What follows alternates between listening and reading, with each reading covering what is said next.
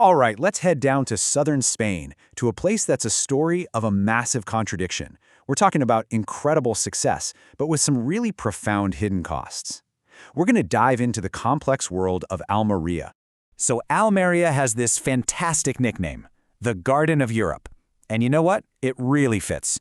With over 3,000 hours of sunshine a year, it pumps out a huge amount of fresh fruit and veggies to supermarkets all across the continent. This is especially crucial during those cold winter months when, let's face it, a lot of Europe can't grow much of anything. But here's the thing. If you were to look at Almería from space, you wouldn't see a bunch of green fields, not at all. You'd see this enormous, shimmering white patch on the landscape. And that has given the region another nickname, a much more literal one, the Sea of Plastic. Understanding both of these names, well, that's the key to the whole story. Okay, let's start to unpack this. First up, the good news. We're going to look at how this incredibly dry part of Spain basically turned itself into an agricultural superpower. It is, by pretty much any standard, an economic miracle. And when I say miracle, I mean the numbers are just staggering. We're talking about an industry that pulls in over 3.5 billion euros every single year. That's a massive economic engine, sending things like tomatoes, peppers, and cucumbers to places like Germany, France, and the UK. And all that economic activity?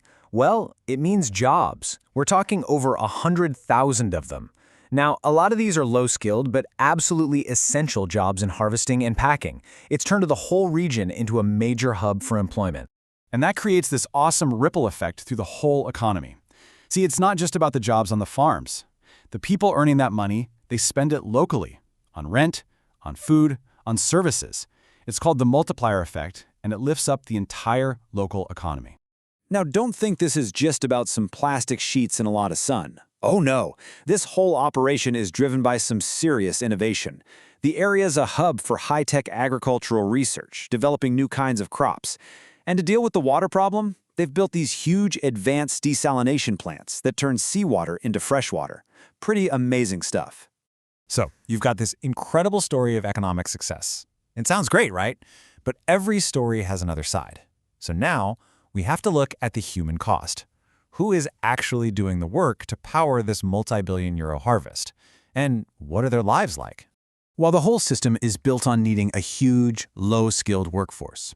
And a lot of these jobs are filled by migrant workers, many coming over from North Africa. And here's the stark reality. The system gets the cheap labor it needs, but according to many reports, the workers get low pay, very little job security, and often live in pretty rough, makeshift housing right on the edge of the greenhouses. And the work itself, it's just incredibly tough. Just imagine it. Inside these plastic greenhouses, temperatures in the summer can soar past 40 degrees Celsius. That's over 104 degrees Fahrenheit. For people who are often paid by the kilo, just taking a break isn't really an option. It is grueling and sometimes dangerous physical work. So on top of the human cost, there's this whole other piece to the puzzle, the environment. I mean, when you try to create a garden in the middle of what's basically a desert, there are going to be some serious ecological consequences. To really put this in perspective, Almería is one of the driest places in Europe. It gets only about 200 millimeters of rain a year. Now, just look at the comparison to somewhere like the UK. It's not even close. Water here is an incredibly precious resource, and this kind of farming uses a ton of it. So the environmental problems are coming from all sides. The underground water sources, the aquifers, they're being drained way faster than they can ever refill. You've got fertilizer and pesticide runoff polluting the soil, and of course, there's the massive amount of plastic waste from the greenhouses themselves, a lot of which, sadly, ends up in the Mediterranean Sea. Okay, so just when you think you have the story figured out, it takes this wild scientific twist. With all this environmental damage we're talking about, could this sea of plastic actually have a positive side effect? It sounds crazy, I know. It all comes down to something called the albedo effect. Basically, this huge area of white plastic acts like a giant mirror.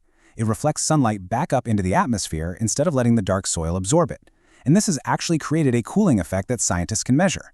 The local temperature has dropped by about 0.3 degrees Celsius per decade. It's like this strange accidental geoengineering experiment, but honestly, we don't really know what the long-term consequences are.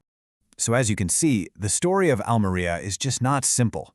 There's no easy answer here.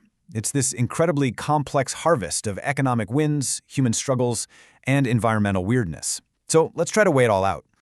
This slide really just lays it all on the table, doesn't it? On one side, the gains are huge, you can't deny it.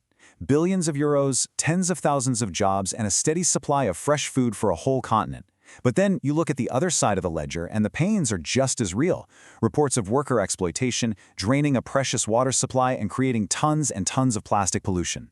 And that really brings us to the final question, the one this whole system makes us ask ourselves. The next time you're in the supermarket, maybe in January, and you pick up one of those perfect, shiny red tomatoes, it's just worth taking a second to think, what is the real hidden cost to this? Thanks for joining us.